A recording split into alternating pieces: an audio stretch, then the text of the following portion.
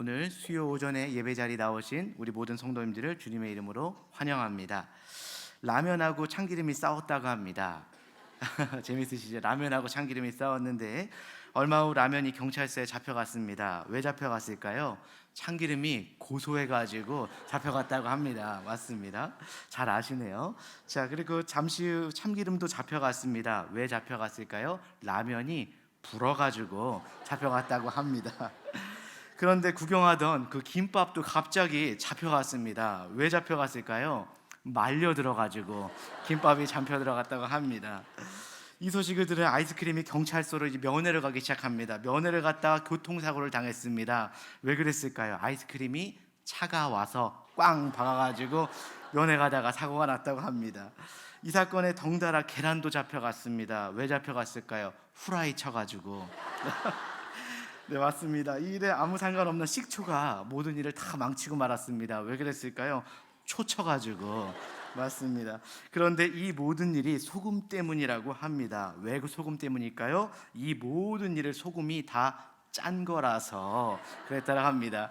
여러분, 새해를 시작하시면서 여러분들은 무엇으로 이 세상을 짜게 만드시겠습니까? 정말 주님의 말씀으로써 이 세상을 변화시키고 빛과 소금이 되셔서 정말 이 세상을 주님의 말씀으로 변화시키는 소금과 같은 여러분들 되시길 주님의 이름으로 소망합니다. 아멘. 우리 옆 사람과 함께 인사하시겠습니다. 주님의 이름으로 축복합니다. 네, 주님의 이름으로 사랑합니다. 사랑합니다. 새해를 시작하다 보니까 우리 성도님들 얼굴도 더욱더 밝은 것 같습니다. 오늘 밖에는 굉장히 추운 겨울이지만 이곳은 굉장히 온화하고 따뜻한 봄날과 같은 기분이 드는 그런 날입니다. 오늘 찬양도 그렇고 모든 것들이 우리 마음 가운데 주님께서 훈훈하게 말씀으로써 대표주시는 귀한 시간 되시기를 소망합니다. 우리 아시아인들이 좋아하는 나무 중에서 대나무가 있습니다. 대나무는 외형상으로 아주 유약해 보입니다. 한쪽이 꿍 하고 비어있는 데다가 굵기가 한 뼘밖에 되지 않기 때문에 이런 모양으로 하늘 높이 쭉 솟아있기 때문에 금방 얇아서 부러질 것만 같은 나무가 바로 대나무입니다. 그러나 이 대나무는 아무리 강한 바람이 불어도 잘 부러지지가 않습니다. 이유가 무엇인 줄 아십니까? 일정한 간격을 두고 나와 있는 바로 형성된 마디 때문이라고 합니다. 이 마디는 잠시 성장을 멈추고 기다릴 때 생기는 그런 멈춤판과도 같은 그런 흔적입니다. 얼핏 보면 성장을 가로막는 장애물같이 느껴질 수 있지만 실제로 이 마디가 생길 때 그때 성장의 힘을 모으고 대나무가 쑥 하고 자란다고 말하고 있습니다. 그리고 나서 그 다음 단계로 정말 성장하면서 성장하고 마디마다 성장하는 것이 바로 대나무입니다. 우리의 시즌도 마찬가지입니다. 이제 2023년 시즌이 지나고 새로운 2024년 시즌이 되었는데 말씀 가운데 쑥 성장하는 여러분들 되시길 주님의 이름으로 축복합니다. 자, 이런 측면에서 생각해 보면 이 말이라고 하는 것은 시련의 흔적인 것 같지만 힘의 근원이 되기도 하고 동시에 새로운 성장을 향해서 달려갈 수 있는 은혜의 흔적이 되는 것입니다.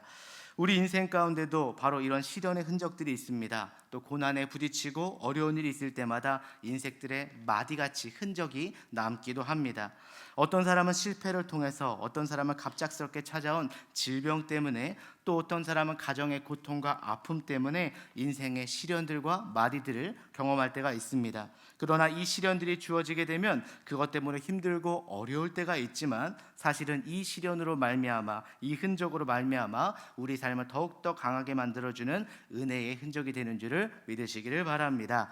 이 은혜의 흔적이 있기 때문에 우리는 더욱더 새로운 세계를 보게 되고 이를 통해서 새로운 성장을 이루게 되는 것입니다. 이런 면에서 그 시련이 없는 사람들, 마디가 없는 사람들, 미끈한 인생이 좋아 보이긴 하지만 그러나 그것이 강한 인생이 되지는 않습니다. 아무런 실패 없이 승승장구하는 사람들을 여러분 부러워하실지 모르지만 그와 같이 문제없이 성장한 인생들은 부러지기가 쉽고 유연하지 못할 때가 많이 있습니다. 우리에게 시련이 올지라도 그 시련의 흔적이 우리에게 남을지라도 이 인생의 흔적들을 통해서 살아계신 하나님을 만나고 하나님이 여러분들을 축복하셔서 새로운 단계로 성장해 나가신다는 것을 믿으시기를 바랍니다. 우리 삶에서 여기 권사님들, 집사님들 예배를 몇십 년 동안 섬겼던 분들이 있지만 인생에 마디가 없을까요? 다 있습니다. 성도 때 마디가 있고, 집사 때 마디가 있고, 또 권사님 때 마디가 있고, 장로님 때 마디가 있는데, 하나님께서 그 마디들을 통해서 여러분 가운데 역사하실 뿐만이 아니라 우리 자녀들의 어려움과 그 마디들을 통해서도 새로운 시즌을 열어가시는 성장의 단계가 될 것을 믿으시기를 바랍니다. 우리 모두는 예수 그리스도의 제자로서 우리에게 주어진 삶의 흔적이 어떤 모습이든 이것을 통과해서 하나님께서 기뻐하시는 영광을 향해서 달려갈 수 있어야 될 줄 믿습니다. 오늘 본문 13절에서 14절을 보시면 먼저 바울은 자신의 과거에 대해서 고백하고 있습니다. 우리 13절하고 14절 한번 보실까요? 자, 시작. 내가 이전에 유대교에 있을 때 행한 일을 너희가 들었거니와 하나님의 교회를 심히 박해하여 멸하고 내가 내 동족 중 여러 영갑자보다 유대교를 지나치게 믿어 내 조상의 전통에 대하여 더욱 열심히 있었으나. 아멘. 오늘 본문에 의하면 바울은 유대교에 심취한 적이 있었음을 이야기하고 있습니다. 여기서 유대교라고 하는 것은 바로 주데이즘을 말하고 있습니다. 유대인들이 믿던 유대의 종교를 말하고 있습니다. 이것은 구약과 맥락을 함께하는 것 같지만 구약 자체는 아닙니다. 오늘날 우리가 보고 있는 구약 성경은 39권인데 특히 율법을 재해석하게 된 것을 오늘 본문에서는 조상들의 전통이라고 말하고 있습니다. 여러분, 여기서 말하는 조상들의 전통은 구약 성경 자체를 말하는 것이 아니라 이것을 다시 한번 첨부하여서 해석해 놓은 것을 말하고 있습니다. 예를 들어서 모세가 준 율법이 있는데 그곳에 보면 안식일이 나옵니다. 바로 주일을 기억하여 거룩하게 지키라는 말씀이 있으면 이 안식일을 어떤 것이 지키는 것이고 어떤 것이 범하는 것인가, 이것을 다시 한번 재해석해서 첨부한 것이 바로 그들의 전통이라고 말하고 있습니다. 사도 바울은 이와 같은 조상들의 전통, 하나님의 말씀 자체보다도 그 말씀을 해석하고 그거를 칼을 들고 무기같이 사용하고 유대교에 심취되었던 인물이라고 자기가 소개하고 있습니다. 저도 예전에 아버님 교회 있을 때 며느리하고 시어머님이 사이가 좋지 않았는데 그 시어머니가 며느리한테 마음에 안 들 때마다 문자를 보내는 거예요. 근데 말씀을 가지고 문자를 보냈는데 아주 칼 같은 문자를 보냈습니다. 이렇게 되면 복이 달아날 뿐만이 아니라 이렇게 되면 죽게 될 것이고 저주가 될 것이라는 문자를 받으니까 며느리 마음이 굉장히 힘들어가지고 도리어 목사님께 상담해가지고 다시 고부간의 갈등을 해결한 적이 있는 것을 본 적이 있습니다. 그런 것처럼 어쩌면 이들은 하나님의 말씀 자체보다도 그 율법에 빠지고 그 전통에 빠져 있었던 유대교에 심취했던 사람들을 말하고 있습니다.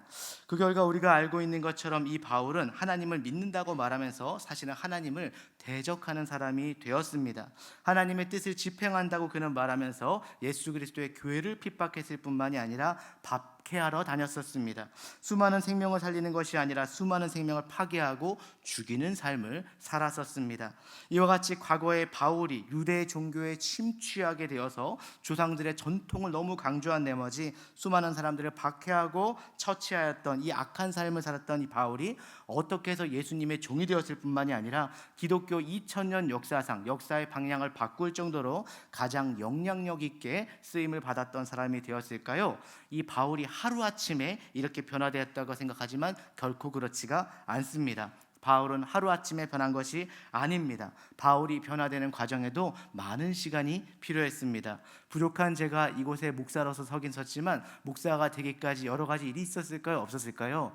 여러 가지 일이 있었습니다. 여러 가지 연단이 있고 또 고난이 있고 때로는 하나님께서 주시는 그런 열매가 있었기 때문에 부족하지만 이곳에 쓰임을 받는 줄을 믿습니다. 그런 것처럼 이 사도 바울, 위도했던 사도 바울도 하루아침에 생겨난 사람이 아닙니다. 그런 것이 위로가 되는 것이 우리 자녀들을 보고 우리 삶을 봤을 때 때로는 우리의 여건과 우리의 보잘것없는 삶이 정말 주님 안에서 바울과 같이 언젠가는 변화될 것을 생각하고 자녀들과 가정을 위해서 기도하시는 여러분들 되시길 주님의 이름으로 축원합니다. 바울은 하루아침에 변화되지 않았습니다. 이 바울이 과정이 되는 것은 많은 시간도 필요했고 하나님께서 새롭게 만들기 위한 수많은 사건과 정황들이 있었습니다. 여기에 세 개의 중요한 장소가 오늘 본문에 나오는데 바로 은혜의 장소, 은혜의 흔적들, 바로 터닝 포인트라고 부를 수 있는 장소가 나옵니다. 첫 번째는 바로 다메섹입니다. 두 번째는 바로 아라비아 사막입니다. 세 번째가 바로 예루살렘이란 장소가 나오게 됩니다. 이와 같이 다메섹과 아라비아와 예루살렘이라는 세 개의 장소가 바로 바울을 새롭게 다다듬는 말이었고, 바로 그 결과 바울은 변화되어서 핍박자에서 선교사로, 죽이는 자에서 생명을 살리는 자로 변화되었습니다. 오늘 여러분과 저의 삶에서도 변화의 과정, 바로 이런 흔적의 시간들이 필요합니다. 어느 날 하루아침에 변화될 수가 없습니다. 예수 믿자마자 그 다음날 바로 성숙한 크리스찬이 될 수가 없습니다. 침례도 받고 성경 공부도 하면서 변화되기 위해서 여러 차원의 마디들을 겪어야만 하는 것입니다. 그 흔적들 가운데는 축복된 시간들도 있지만 어려운 고난의 사건도 있습니다. 우리에게 주어진 시간이 어떠한 시간이든 하나님은 우리의 인생을 그 흔적들을 통해서 변화시키시고 다음의 단계로서 성장시킨다는 것을 꼭 기억하시기를 바랍니다.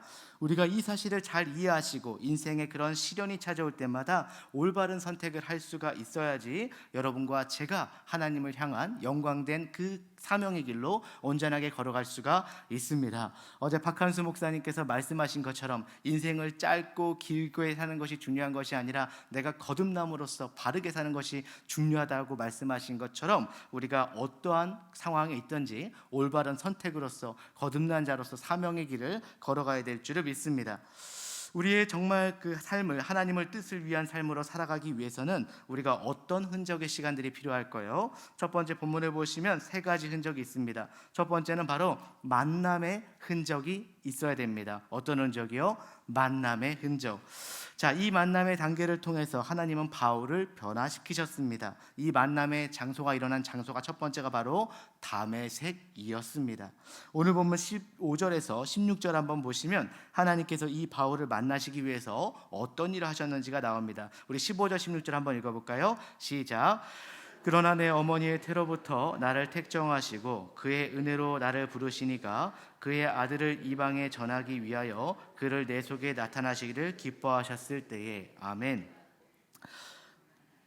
아멘. 끝까지 읽으셔서 감사합니다. 감사합니다. 맞습니다. 여기에 하나님께서 바울을 만나시기 위해서 중요한 일을 하셨습니다. 첫 번째는 어머니의 태에서부터 선택하여 주셨습니다. 여러분들이 하나님 믿게 되고 내가 교회 찾아온 것 같지만 바울이 먼저 하나님을 찾은 것이 아니라 바로 누가 먼저 찾았어요? 하나님께서 태에서부터 그를 작정하고 찾았다라고 말씀하고 있습니다. 하나님이 여러분들을 먼저 선택하신 줄을 믿습니다. 내가 믿고 싶어서 이 자리에 온 것이 아니라 하나님께서 나를 이끌고 택하신 줄을 믿습니다.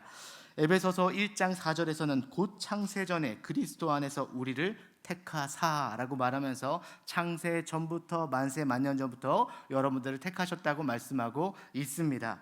하나님은 바울도 마찬가지고 여러분과 저도 마찬가지입니다. 우리가 하나님을 알기도 전에 하나님께로 나아가기 전에 그분은 우리를 택하셔서 우리를 선정하여 주셨습니다.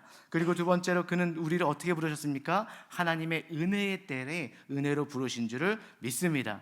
때가 되니까 하나님께서 바울을 불러주셨습니다. 그리고 나서 오늘 16절에 보니까 이렇게 나와 있습니다. 그를 내 속에 나타내시기를 기뻐하셨을 때에 라고 나타나시면서 주님께서 이제는 직접 그에게 나타나시고 보여주셨습니다. 하나님이 우리를 택하시고 부르시고 예수 그리스도를 어떻게 해요? 우리 가운데 나타내 주실 때가 있다라는 것입니다. 이것이 바로 예수님을 만난 사건이 그가 다메섹에서 하나님을 만나고 예수님을 만나서 꼬꾸라진 사건이 바로 다메섹 도상의 경험입니다. 아시지만 바울은 다메섹으로 갈 때 하나님을 섬기려고 간 것이 아닙니다. 어때요? 유대인의 전통을 가지고 하나님을 대적하려고 교회를 핍박하려고 갔었습니다. 예수 믿는 사람들을 잡아서 결박해서 예루살렘에 돌아오려고 그들을 처형하기 위한 의도를 가지고 가고 있었습니다. 그런데 하나님이 다메섹 도상에 있는 바울을 찾아가셔서 만나 주셨습니다. 그러면서 바울의 이름을 부르시면서 그때는 사울이었죠. 사울아 사울아 하면서 개인적인 이름을 불러주셨습니다. 그리고 나서 당신이 누구십니까? 물었을 때 바로 나는 네가 핍박하는 예수다라고 말씀하시면서 그에게 직접적으로 성령 가운데 빛 가운데 만나 주셨습니다. 바로 그 예수가 부활하신 예수님이 직접 그에게 있어서 나타나 주시고 만나게 하여 주신 줄을 믿습니다. 그리고 나서 다메섹에 있는 아나니아라는 사람을 보내서 안수 기도하는 순간 바울의 눈에서 비늘이 벗겨지면서 바울이 이제는 하나님을 보게 되었고 하나님의 뜻을 보게 되었고 비전과 사명의 길을 걸어갔다라고 말씀하고 있습니다. 정말 이 순간 바울의 인생에서 중요했던 게 무엇입니까? 바로 예수 그리스도를 만나는 것, 만남의 축복과 만남의 흔적이 있었기 때문에 그의 삶이 완전히 변화된 줄을 믿습니다. 그리고 그가 지금까지 보지 못했던 영적인 세계를 보게 되었습니다. 그러므로 우리가 누구를 만나야 될까요? 예수 그리스도를 만나야 될 줄을 믿습니다. 실제적으로 우리가 만나고 날마다 만나고 개인적으로 만나야 될 줄을 믿습니다. 이것이 바로 바울의 인생에서의 다메섹 사건이라고 할 수가 있습니다.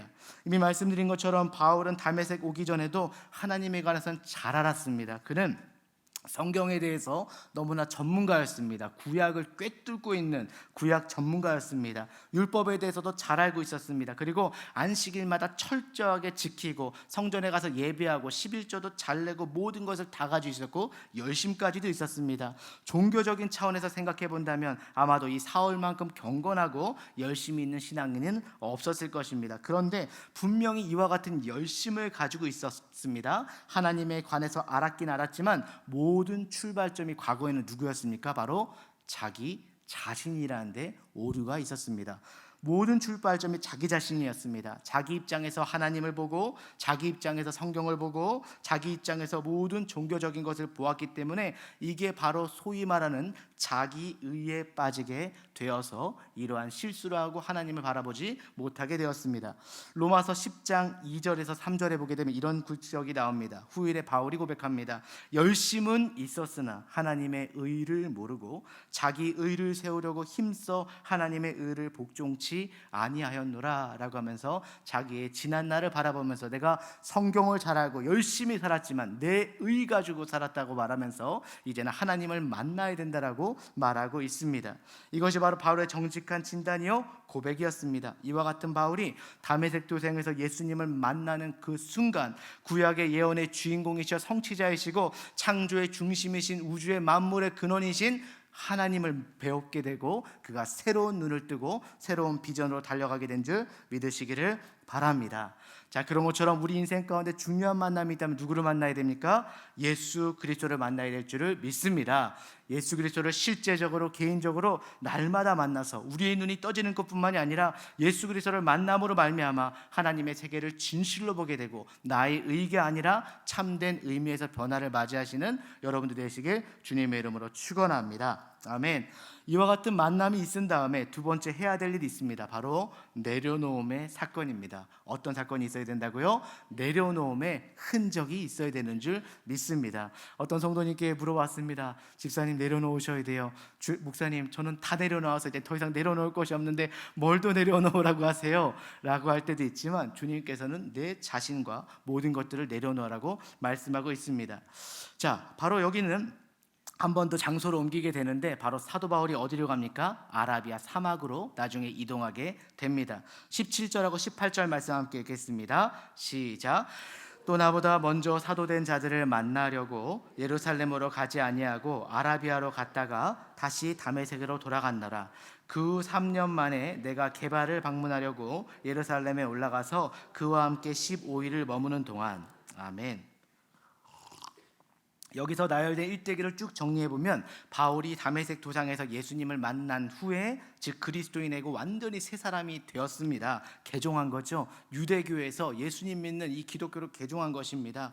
자, 그리고 나서 즉각 어디서 올라왔다고 했죠? 예루살렘에서 올라왔으면 예루살렘으로 돌아가야 되는데 그는 예루살렘으로 돌아가지 않았습니다. 자신의 거처가 있던 곳으로 돌아가지 않고 어디로 돌아갔습니까? 바울은 그렇게 하지 않고 예수님 만난 직후에 아라비아 사막으로 갔다라고 말하고 있습니다. 그곳은 척박합니다. 아무도 오지 않는 것이고 사람이 왕래하지 않고 동물조차도 없는 그런 사막일 수도 있는 곳이었습니다. 더구나 숲도 없고 나무도 없고 황량한 바람만이 몰아치는 그런 광야 한복판으로 가게 됩니다. 그리고 거기서 몇 년 동안 머물렀다고 나와요? 3년 동안 머문 후에 그 다음에 예루살렘으로 올라갔다고 성경은 말하고 있습니다. 왜 바울은 즉시 예루살렘으로 올라가지 않고 아라비아로 내려갔을까요? 성경을 보시면 참 특이한 장면들이 나옵니다.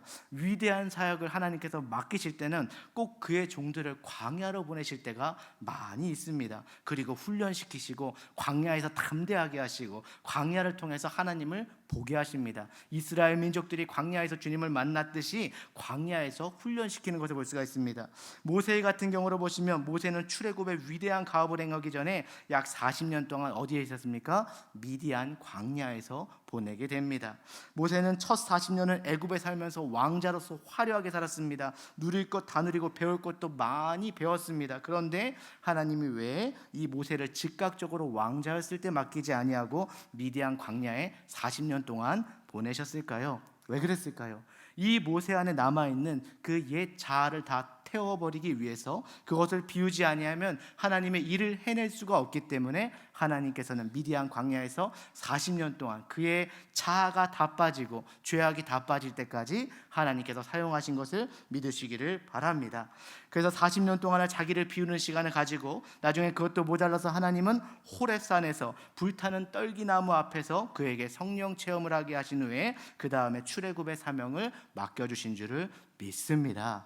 자, 어떻게 해야 될까요? 하나님께 광야가 왔을 때 하나님, 나는 맨날 광야 가운데 뭘 또 내려놓아야 되나요? 라고 묻지 마시고 하나님, 광야가 기회인 줄 믿습니다. 하나님의 임재가 있는 시간입니다. 구름 기둥은 무엇이라고 했죠? 하나님의 임재. 불 기둥은 하나님의 임재. 만나기와 메추라기가 오는 것은 하나님의 임재라는 것을 믿고 척박하게 아무것도 없는 땅에서 이방면을 먹이신 주님의 임재와 도우심을 경험하시기를 소망합니다. 여러분 인생에 광야이십니까? 하나님의 임재가 있습니다. 어디를 바라보세요? 하나님을 바라보시고 그의 얼굴을 바라보시는 여러분들 되시길 주님의 이름으로 축복합니다. 심지어 예수님의 경우도 그렇습니다. 복음서에 의하면 예수님께서 하나님의 공생애를 시작하기 전에 광야에 나가서 어떻게 했어요? 40일 동안 금식하시면서 하나님의 사역을 준비하셨습니다. 그러므로 오늘 본문에 나오는 바울도 마찬가지로 아라비아 사막에 있으면서, 바울의 나이가 그때 30대 초반이었을 텐데 나름대로 공부도 잘하고 가말리엘 학파에서 정말 똑똑했고 유대인 중에 유대인이고 정말 로마인 중에 로마인이었는데, 정말 그 포악하고 정말 똑똑한 자아를 다 빼기 위해서 30년 동안 축적되어 있던 그 바울이라고 하는 자아를 하루아침에 내려놓을 수가 없기 때문에 하나님께서는 아라비아 사막으로 데려가셔서 광야 가운데 그가 내려놓고 또 내려놓게 하시면서 주님의 사람으로 만들어주신 줄 믿습니다. 아멘. 여러분 삶 가운데 광야가 있습니까? 그 하나님을 바라보시고 믿음으로써 통과하시기를 바랍니다. 광야를 통과하면 무엇이 있습니까? 가나안 땅이 있는 줄을 믿습니다. 우리는 그 표대를 보고 가는 것입니다. 이왕 내려놓을 거 어떻게 내려놔요? 일찌감치 내려놓기 바랍니다. 우리 성도님들 집에 개가 있다고 하는데 그 개는 먹을 걸 줄 때마다 이렇게 들어 눕는데요. 먹을 걸 주면은 들어 눕는데요. 근데 머리가 좋아요. 머리가 좋으니까 미리 들어 누워 있는다고 하더라고요. 미리 들어 누워 하더라고요. 그런 것처럼 하나님께 미리 내려놓고 하나님께 주시는 그 축복과 은혜를 누리시기를 소망합니다. 자, 12절에서 보니까 이렇게 나옵니다. 바울이 전하는 복음이 사람들이 어디서 온 것이냐라고 막 핍박하고 있는데 그가 이렇게 얘기합니다. 오늘 1절 11절에서 12절에 보니까 바울은 극명하게 이야기를 합니다. 자, 여기서 얘기하는 것은 무엇일까요? 바울이 모든 것을 다 내려놓고 나니까 그 다음부터 하나님께서 말씀하시기 시작합니다. 비워지고 나니까, 하나님의 사람으로서 거듭나고 나니까 그때부터 하나님께서 말씀하시고 일하시기 시작하는데, 오늘 11절에서 12절이 나와 있습니다. 사람들이 바울이 전하는 복음이 어디서 온 것이냐고 물었을 때 그가 대답합니다. 11절 12절 읽겠습니다. 시작. 형제들아, 내가 너에게 알게 하노니 내가 전한 복음은 사람의 뜻에 따라 된 것이 아니니라. 이는 내가 사람에게서 받은 것도 아니요 배운 것도 아니요 오직 예수 그리스도의 계시로 말미암은 것이라. 아멘. 하나님은 이 사도 바울이 머무는 동안 아라비아에서 사막에 있는 것 같았지만 사막에서 3년의 자아를 비워내는 그 과정 통해서 하나님께서 자신을 다 내려놓았을 때 그때부터 그에게 말씀하시고 위대한 사역들을 맡기신 줄 믿으시기를 바랍니다. 여러분과 저의 삶도 마찬가지입니다. 나의 것을 다 내려놓았을 때 비로소 주님께서 일하시는 줄 믿습니다. 정말 주님께서 여러분들 가운데 함께 하실 것이고, 빈 그릇이 되고 여러분들의 삶을 내려놓았을 때 하나님께서 사용하여 주실 것입니다. 자, 우리가 비워내는 만큼 하나님의 것이 차오르기 시작할 것입니다. 우리 가운데 자랑도 있고 우리 주관도 있겠죠. 이런 것들을 다 내려놓을 때 하나님께서 여러분 삶 가운데 역사하실 줄을 믿습니다. 나를 비워내고 말씀으로 비워내고 정말 하나님 안에 성령으로 채우셔서 하나님 2024년 성령에 가득 찬 임재가 있는 그런 한 해가 되게 해달라고 기도하시기를 소망합니다. 자, 마지막 세 번째로 우리가 한번 보겠습니다. 세 번째로는 헌신의 흔적이 있어야 됩니다. 무슨 흔적이 있어야 된다고요? 헌신하는 흔적이 있어야 됩니다. 헌신하니까 헌신발이 아니라 바로 우리가 헌신해야 되는 바로 하나님의 그런 봉사에 대한, 그런 하나님에 대한 열망이 있어야 된다는 것입니다. 첫 번째는 우리가 예수님을 만나고, 두 번째는 나를 내려놓고, 세 번째는 성령으로 채우심을 받은 후에는 주님을 위해서 우리 삶을 드림이 있어야 될 줄을 믿습니다. 우리가 헌신해야 될 줄 믿습니다. 2024년 혹시라도 내가 헌신하는 게 없다면 한번 헌신해 보세요. 샬롬 찬양대 얼마나 좋습니까? 정말 매주 수요일마다 아름다운 찬양을 준비하는데 너무나 감사합니다. 박수 한번 주시기 바랍니다. 네. 그리고 또 샬롬 찬양대만 박수 칠 수 없고 우리 찬양팀으로 돌아가면 찬양팀 얼마나 참 감사합니다. 네, 감사합니다. 자, 그런 것처럼 우리가 주님 안에서 이렇게 부르심을 받았다면 헌신이 있어야 될 줄 믿습니다. 바로 이와 같은 우리가 헌신을 통해서 사도 바울이 올라갔던 장소가 그 다음에는 바로 예루살렘으로 헌신하게 됩니다. 18절 말씀을 한번 같이 19절까지 읽어보겠습니다. 시작.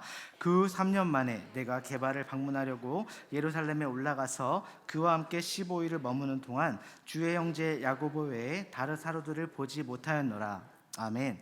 이게 소위 말하는 1차 예루살렘 방문입니다. 바울이 예수님을 만난 다음에 첫 번째로 예루살렘을 방문한 케이스라고 볼 수 있습니다. 이 장면은 사도행전 9장 26절부터 30절에서 자세하게 나와 있습니다.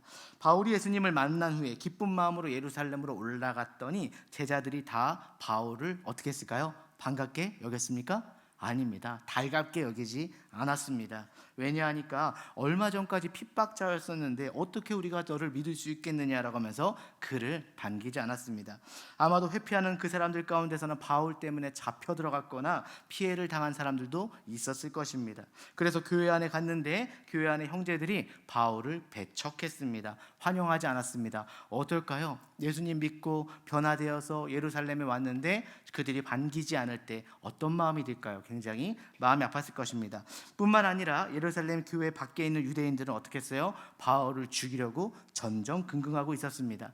얼마 전까지만 해도 유대교를 신봉하고 같은 편이 되어서 일하던 사람인데 이제는 갑자기 예수님을 고백하기 시작하니까 그들은 분노하면서 바울을 죽이려고 했습니다. 참 힘들었을 것 같아요. 교회 안에서는 형제들이 나를 회피하고 교회 밖에서는 자신을 정말 죽이려는 그 상황 가운데 이러지도 못하고 저러지도 못하는 상황 가운데 누구만 바라봐야 됐습니까? 하나님만 바라보고 걸어갈 수밖에 없었을 것입니다. 그래서 오늘 본문에서 야고보와 베드로 외에는 사도 바울이 다른 사람들을 만나지 못했다라고 기록하고 있습니다. 교회 안에는 바울을 반기는 자가 없고 바울을 피하고 교회 밖에서는 그를 죽이기 위해서 분노가 가득 찬 유대인들이 있는 그 예루살렘을 바울이 왜 계속 올라가려고 했을까요? 나중에 바울이 4번까지 올라가게 됩니다. 예루살렘에 이것을 방문한 이후로 3번을 더 방문하게 됩니다. 그리고 마지막에 4번째 방문했을 때는 어떻게 됩니까? 예루살렘에서 체포를 당하고 결국 순교하기 위해서 로마까지 가게 됩니다. 자, 예루살렘에 왜 올라가려고 했을까요? 바울이 가지고 있던 한 가지 알고 있는 사실이 있었습니다. 예루살렘은 바로 복음의 시작지, 바로 진원지, 복음의 출발지이기 때문입니다. 사도행전 1장 8절 말씀을 제가 한번 읽어드리겠습니다. 오직 성령이 너희에게 임하시면 너희가 권능을 받고 어디에요? 예루살렘과 온 유대와 사마리아 땅끝까지 이르러 내 증인이 되리라. 복음 어디서부터 시작합니까? 바로 예루살렘으로부터 시작되는 줄 믿습니다. 그러므로 복음의 진원지가 예루살렘이기 때문에 오순절 사건과 함께 성령의 부흥운동이 시작된 것이 바로 예루살렘이기 때문에 그는 이와 같이 여기서부터 땅끝까지 복음이 이르게 되면 언젠가는 이 마지막에 다시 그 옛날의 영광을 회복하고 하나님의 영광을 임할 장소가 바로 예루살렘이 삶이란 것을 알았기 때문에 그는 그곳에 사명을 위해서 헌신하고 올라갔던 것인 줄 믿습니다. 나를 반기지 않는 곳이라도, 협박하는 사람이 있는 곳이라도, 고난이 다가오고 불이익이 있을지라도 반드시 내가 헌신해야 될 곳이 있다. 어디예요? 바로 예루살렘 복음의 근원지로 나아갔습니다. 오늘 여러분들이 나아갈 자리는 어디입니까? 때로는 좀 힘들고 척박하고 어렵고 시간 내기 어렵고 힘든 곳이 있고, 때로는 관계적으로 힘든 곳이 있지만 그곳이 하나님의 사명의 자리라면 나아가야 될 줄 믿습니다. 아멘.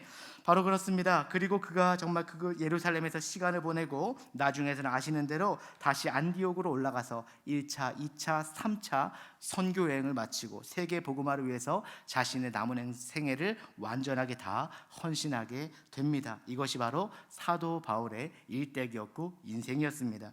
여러분, 그렇습니다. 사도 바울이 하루아침에 사도 바울이 된 것이 아닙니다. 수많은 사건과 시련의 흔적들을 통과하면서 하나님이 바울을 바울로 만들어 가신 줄 믿습니다. 오늘 여러분과 저의 삶에도 여러분들이 넘어야 될 고난의 시련들이 있고 마디가 있습니다. 어떤 상황이든 간에 그 단계를 믿음으로 잘 넘어가야 될 줄로 믿습니다. 그렇게 해서 이 시간을 잘 넘음으로 인해서 한 단계 한 단계 성장하시고 이 흔적을 통해서 대나무와 같이 높이 올라가도 절대로 흔들리지 않고 꺾이지 않는 그런 믿음의 우뚝선 사명자가 되시길 주님의 이름으로 축원합니다. 우리가 한 번을 살아도 가치 있는 인생을 살아야만 합니다. 하나님의 영광과 목적을 이루는 참된 가치를 살아가려면 예수님을 만나야만 할 줄을 믿습니다. 그리고 최종적으로는 어떻게 해야 돼요? 주님께 우리가 사명으로 나아가서 주님께 헌신하는 삶을 살아내야 될 줄 믿습니다. 좋은 일이건 나쁜 일이건 내가 원하는 일이 벌어지건 원치 않는 상황이 내게 올지라도 두려워하지 아니하고 하나님이 모든 일을 통해서 나를 빚어내시고 만들어 가시고 마침내 주님께서 기뻐하실 일을 만들 것을 믿고 그분을 신뢰하고 믿음으로 살아가시는 여러분들 되시길 주님의 이름으로 축원합니다.